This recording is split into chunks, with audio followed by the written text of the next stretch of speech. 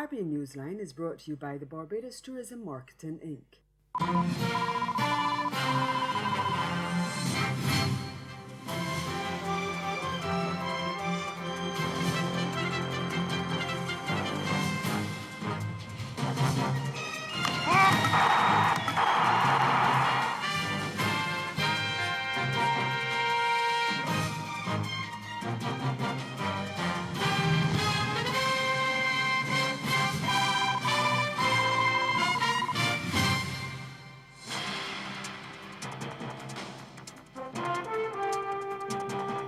Barbados agrees to sell majority of Liat shares. Our top story in Caribbean Newsline for Monday, May 20th. From the CMC News Center in Bridgetown, I'm Ricardo Roberts. Good evening. Thanks for joining us. Antigua and Barbuda's Prime Minister Gaston Browne says Barbados has agreed to sell almost all of its shares in the cash-strapped regional airline Liat to his government. He said he received correspondence to that effect from his Barbados counterpart, Mayor Motley, over the weekend. Now, speaking on his private radio station on Sunday, Browne said Bridgetown wants to keep at least 10% of its 49% shareholding. And that is certainly desirable because you want to make sure that we pursue that model of shared benefits and shared burden. So the idea is not to divest Barbados all of its shares, because the intent is not to exclude any country from participating in Liat. In fact, as far as practicable, we would want to broaden the shareholding of Liat to include as many Caribbean countries as possible. Prime Minister Browne said his administration had already established a three-member negotiating team comprised of Lennox Weston, Sir Robin Yearwood, and a representative from the Ministry of Finance. And he said St. John's is awaiting word from Barbados for the start of the negotiations. But we are certainly ready. Our team has been established, and I've written back to her to confirm that our team has been established, and would have given her the names of the three individuals who will serve on our negotiating team. The Antigua leader has brushed aside criticism that his administration was engaged in one-upmanship in his efforts to acquire the Liat shares from Barbados. It was about doing the practical thing to ensure the survivability of Liat and to protect the Antiguan economy. The reality is we have about 400 workers here, Liat employees, and for us to have a situation in which the airline is collapsed and with the potential of moving the headquarters to another country, I mean, that would be catastrophic. So for those who may have taken my account to the people of Antigua and Barbuda as a personal attack, as a form of one-upmanship or shouting across the Caribbean or bigging up my chest, there's no such thing. It's just a practical solution to an emerging problem. Antigua and Barbuda currently holds 34% of the shares in Liat. It would take over from Barbados as the largest single Liat shareholder government once the purchase of the shares is finalized. The other shareholder governments are Dominica, Grenada, and St. Vincent and the Grenadines. Meantime, the Barbados PM is still keeping her government's moves close to her chest. Her press secretary, Roy Morris, was reported by the Barbados Today online newspaper as confirming that Prime Minister Motley has invited a team from Antigua to have talks in Barbados. But he said that in the meantime, Barbados would not prejudice those talks by making any further statement on the matter.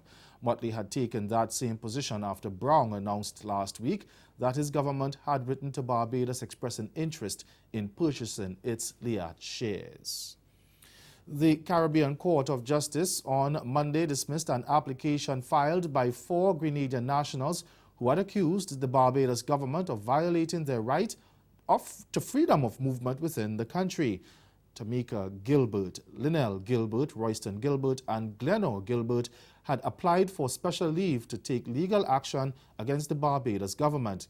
Their attorney, Ruggles Ferguson, said the family was seeking legal redress for being subjected to a strip search over a false accusation of stealing a mobile phone when they were in Barbados back in October 2016. But refusing the application for leave, the CCJ pointed out that the applicants had been taken into custody for the purpose of police investigations, and that freedom of movement did not immunize CARICOM nationals from the operation of law enforcement agencies in receiving the state, or in the receiving state, rather. It also held that the applicants would have had to set up an arguable case of discrimination based on nationality only in order to be granted special leave to bring their claim against Barbados, and the CCJ ruled that the family failed to do this. Even though an election date has not yet been announced, Dominica's two main political parties have gone into campaign mode. The polls are widely expected to take place later this year, although they aren't constitutionally due until next year, March. And on Sunday, the ruling Dominica Labour Party, the DLP, and the main opposition United Workers' Party, the UWP, held separate rallies outlining initiatives and promises they hope will sway the votes. The DLP launched its candidates in Castle Bruce, a village on the east coast of the island, while the UWP launched its candidates for all 21 constituencies. Prime Minister Roosevelt Skerrit poked fun at the opposition slate that he described as leftover soup, saying that it was the same pitiful team that was rejected by the electorate before, despite a few new faces.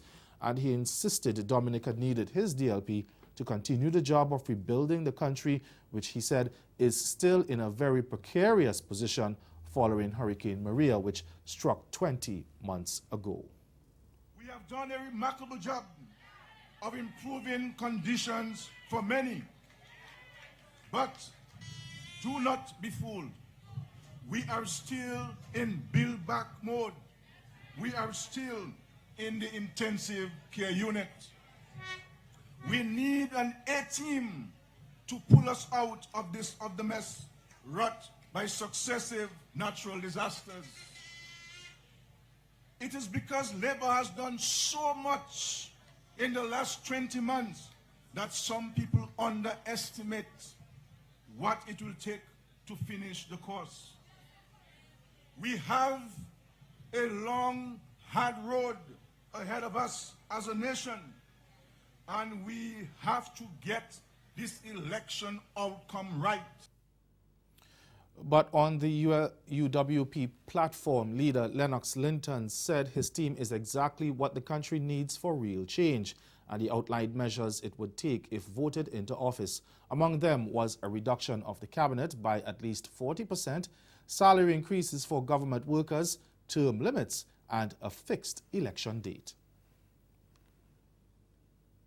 Pursue the appropriate constitutional amendments and enact legislation to limit the time in office for any prime minister to 2 5-year terms, and we will establish a fixed date for general elections every 5 years.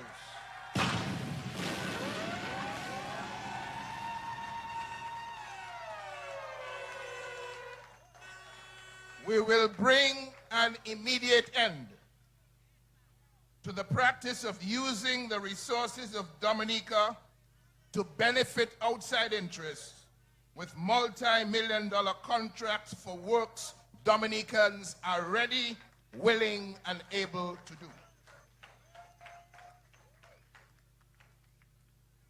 We will upgrade the salaries of all public officers to make them competitive with the salaries paid to public officers in other OECS countries. We will do that immediately.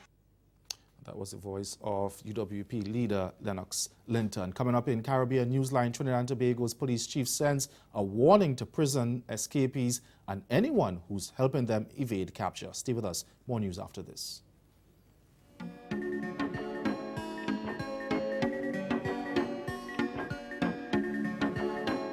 Welcome to this year's 50th Caribbean Broadcast Union Assembly on the island of San Andres. San Andres is a small archipelago located in between Jamaica and Panama in the western Caribbean Sea. A lush, exotic island rich in culture, history, gastronomy, and breathtaking scenic views. Known for its beaches and 7-colored crystalline waters, the island of San Andres will be proudly hosting this year's event. CBU members will enjoy top-of-the-line accommodations for an unforgettable experience in San Andres, connecting Caribbean nations through this year's 50th edition of the CBU Assembly.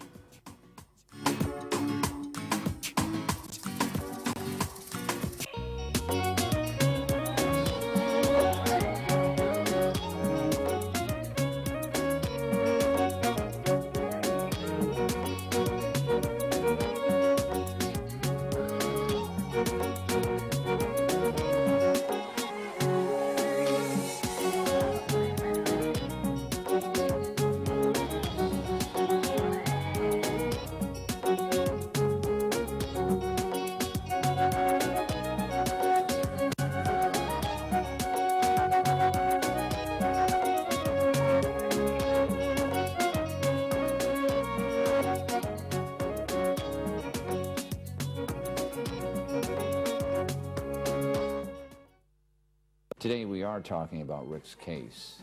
Tell our audience a little bit about who Rick is. Rick is a very successful businessman. We're here in his penthouse home, as you can see, who was on his way to a bar mitzvah in Boca Raton for his nephew, goes to Sears to not only buy something but to return a couple of items, who gets arrested and charged with a felony.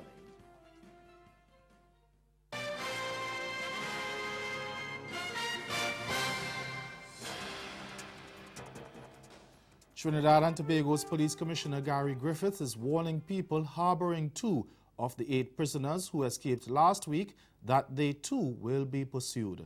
Olatunji Denbo and Michael Findley remain on the run following their escape from the Golden Grove prison last Wednesday, along with 6 others who were recaptured last week.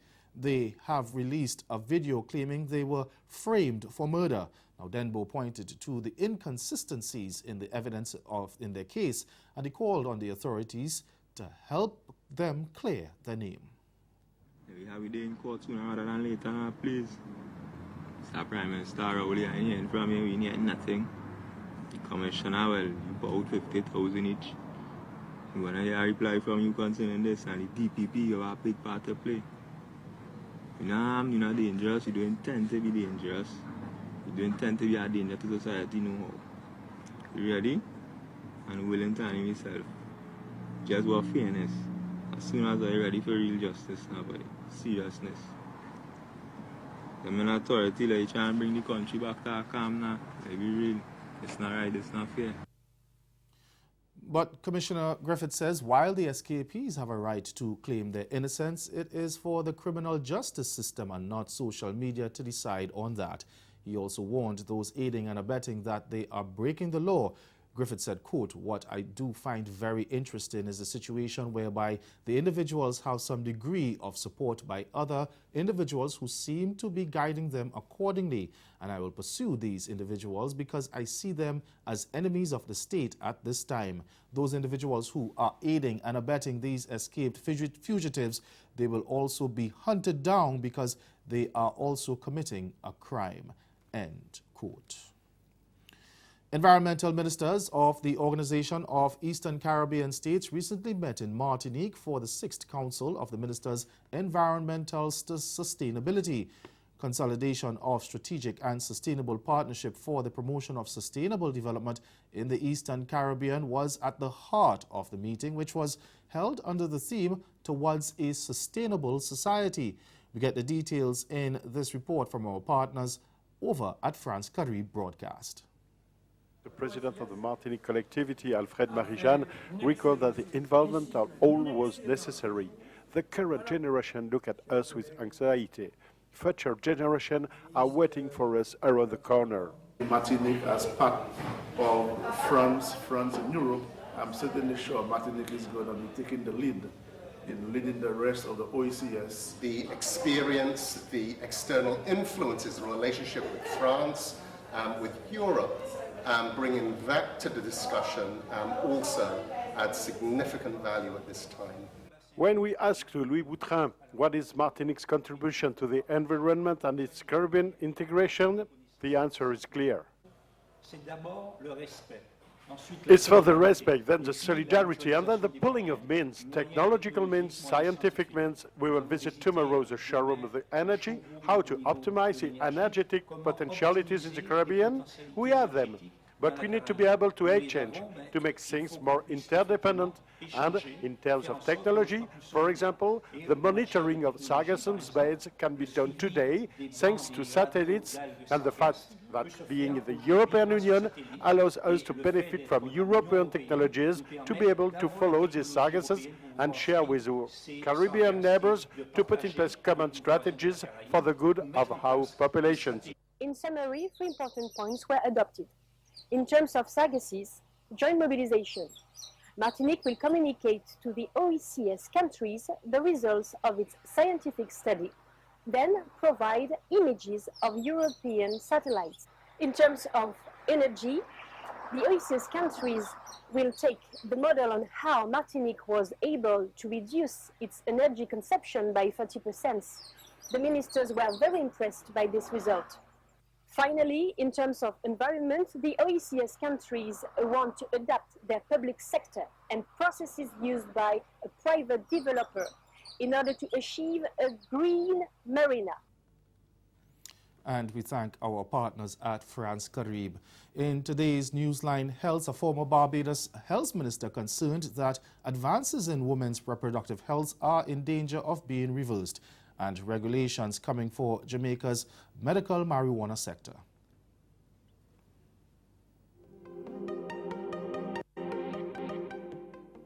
One former health minister in Barbados is raising concern over the recent reversal of gains in women's reproductive health internationally.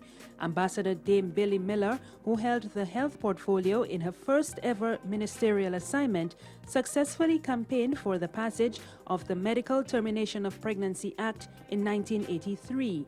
But addressing a women's conference in Bridgetown on Monday, Dame Billy said she feared that such gains are in danger of being eroded internationally. This was an apparent reference to the passage of restrictive abortion laws in the U.S. state of Georgia recently. I had hoped that in the new century, a new millennium, that the health and rights of women and girls would have been enlarged. Now strategies are being designed to reverse the gains of the 20th century as we speak. It is very hard for me to accept that in both the developed and developing worlds, infant and maternal morbidity and mortality are in reverse. And especially in the process of pregnancy and delivery. I have difficulty with this. In other health news, the Jamaica government is moving to regulate the medical marijuana industry. Kingston is looking to expand its latest income-earning sector, but the state minister in the Ministry of Industry and Commerce, Floyd Green, said export regulations must first be put in place. We have finalized our drafting instructions in relation to our export regulations. Those are with the Attorney General's chambers. And we expect that before the end of this year, we will have export regulations for our legal cannabis industry. So we're on a robust drive now to ensure that we strengthen the cannabis licensing authority. The truth is, one, they have to get additional human resources. My goal is to reduce the time that it takes for somebody to get into the legal industry. Quite frankly, it has taken too long for people who have come to invest, who are above board, who can help us expand our brand, to get involved in the industry. Mary Claire Williams, Newsline Health. And ahead of Newsline Sports, speculation about Phil Simmons' possible return to the West Indies coaching team. Stay with us. Sport is next. The world's debt is $184 trillion US. That's about $86,000 US per person. Join Linda Tessar, the Central Bank of Barbados 2019 Distinguished Visiting Fellow for the 6th edition of the Caribbean Economic Forum, as she helps us understand just how in a world of rising debt, we in the Caribbean can stay afloat. Follow this important live broadcast of the 6th Caribbean Economic Forum on social media and on radio and television in Barbados and across the region. Thursday, May 23rd at 8 p.m., 7 p.m. in Jamaica. Visit www.centralbank.org.bb for more information. Si, let's start with your new book, your latest work, The Killing of Osama bin Laden. Well, one never knows what's in the minds of other people, so I can only, I can't be definitive. No. It seems clear to me that stories that were eagerly accepted for criticism of Bush and Cheney, somehow there was a higher standard when a Democrat was in. That's probably inevitable. Well, joining us now direct from New York City is Mr. Warren Wang. Warren is the CEO of ChineseInvestors.com Incorporated. CIIX is a stock symbol. Warren, welcome back to the show. Hi, Donald. How are you? Well, thank you. I'm doing terrific. Now, we have a special treat this week. You're going to give us a tour of your New York City offices. Sure. Here's our CBD division. I just want to explain to our viewers, we just hit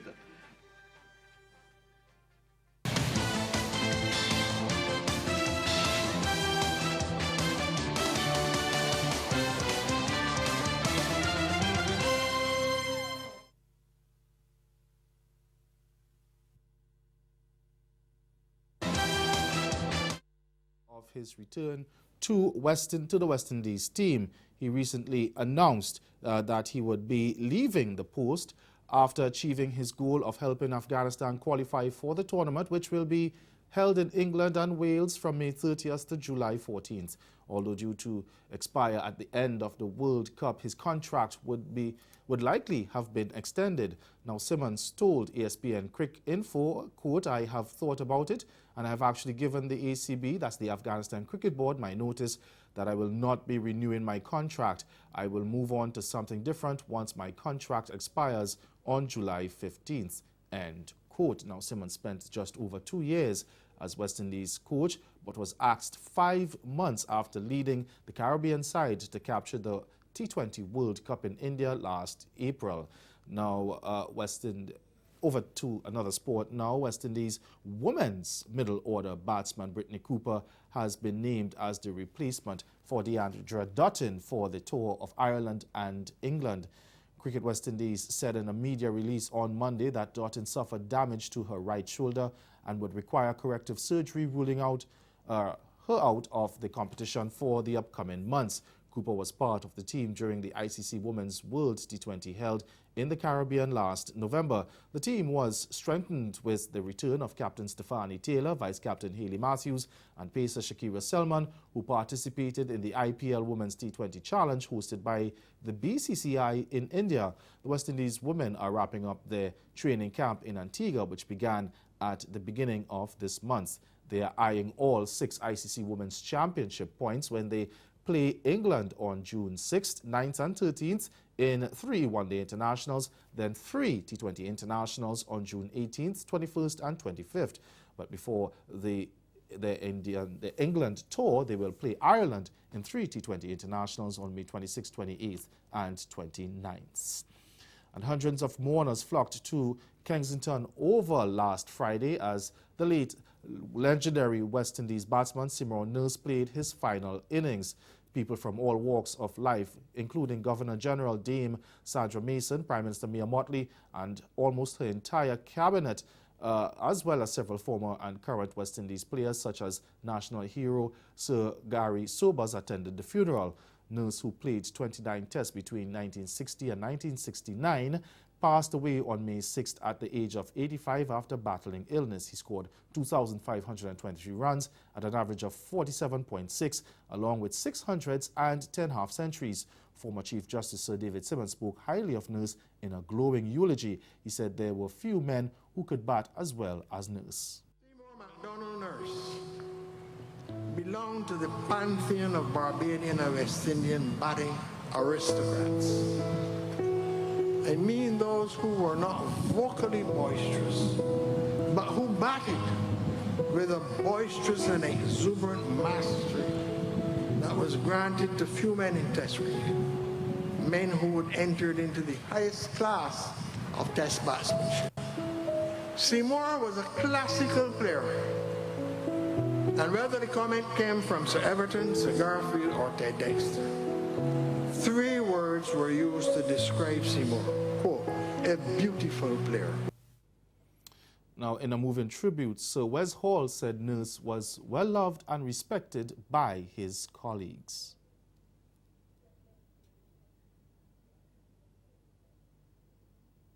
He is quiet, friendly, and unflappable. On the field, he was disciplined with a brilliant work ethic, good manners, compassionate with dignity, that few of us can even conceive the manner in which a gifted spirit moves. All right, we do apologize for the video quality of that clip. Tributes were also paid by former Barbados and West Indies opening batsman Desmond Haynes, president of the Barbados Cricket Association Condi Riley, and president of the Empire Club Adrian King. Switching sports now, Jamaicans Tajay Gale and Omar McLeod both won their respective events, while sprint champion Elaine Thompson had to settle for bronze at the Shanghai Diamond League over the weekend.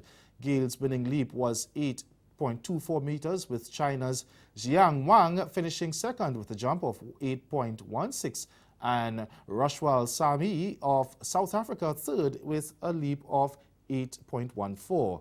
Now, McLeod, the Olympic and world champion in the 110 hurdle, stormed to victory in 13.12 seconds ahead of hometown boy Wezhong Zi in 13.17 and Russia's 2017 World Championship silver medal winner Sergey Shubenkov, who crossed the line in 13.28 seconds. Good start from the Olympic champion McLeod in lane 4. Shears right next to him, but it's McLeod who's got the lead. Shubenkov trying to get back into it, but McLeod has it, just checks back a little bit there. It's going to be tight here, but McLeod just might hang on from Shear. He does so. 13.12. Meanwhile, the news wasn't good for Thompson, the double Olympic sprint champion, who was competing in her first 100-meter race for the season. Her time of 11.14 seconds was the third fastest, behind winner American Aliyah Hobbs on 11.3 and Blessing Okagbari of Nigeria, who finished second in 11.7. And that's for sport. Stay with us. We'll be right back. Caribbean Newsline is brought to you by the Barbados Tourism Marketing Inc.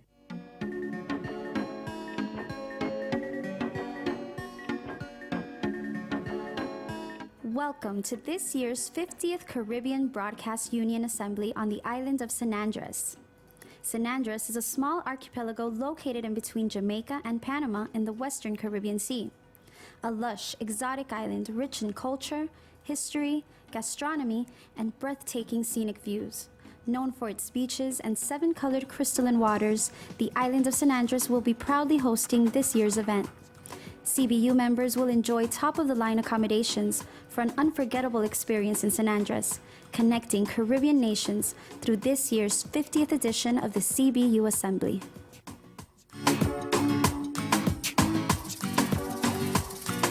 The world's debt is 184 trillion US dollars. That's about 86,000 US dollars per person.